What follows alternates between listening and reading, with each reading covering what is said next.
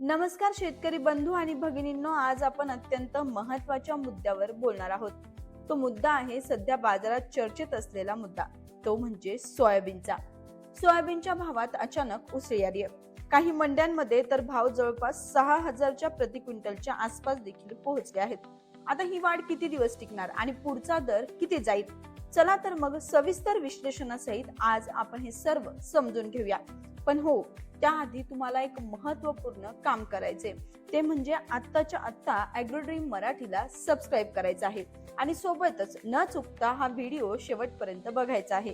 कारण जर तुम्हाला सोयाबीन विकायची असेल किंवा ठेवायची असेल, अर्थात साठवून ठेवायची असेल, अर्थात भाव वाढण्याच्या दिशेसाठी, तर हो, या व्हिडिओच्या शेवटी तुम्हाला सर्व समजणार आहे की आपण सोयाबीन विकावी की साठवून ठेवावी।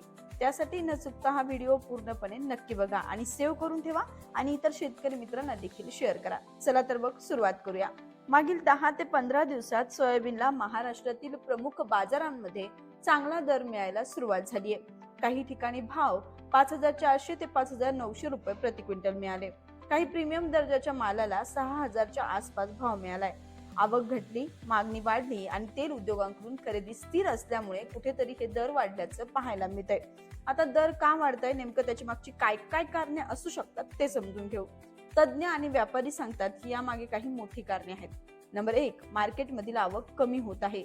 हंगाम संपत आल्यानं मंड्यांमध्ये माल कमी येतोय। नंबर 2, तेल गिरण्यांची मागणी वाढली आहे।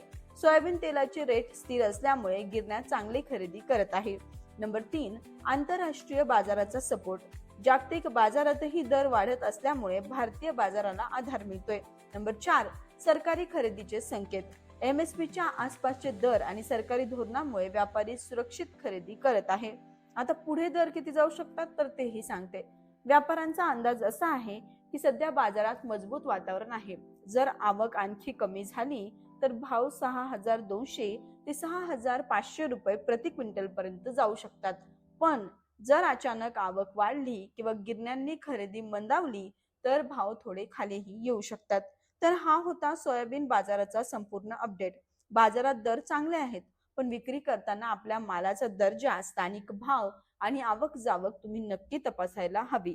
जर माहिती उपयुक्त वाटली असेल तर व्हिडिओला लाईक करा आणि अशाच मार्केट अपडेटसाठी चॅनलला सबस्क्राईब करा। बाकी तुमच्या सोयाबीन तुम्ही विकली असेल तर किती भाव मिळालाय किंवा तुम्हाला किती भावाची अपेक्षा आहे, आम्हाला कमेंट करून नक्की कळवा। आणि हो, तुम्ही कोणत्या जिल्ह्यातून हा व्हिडिओ बघताय तेही कमेंट करून नक्की कळवा। धन्यवाद।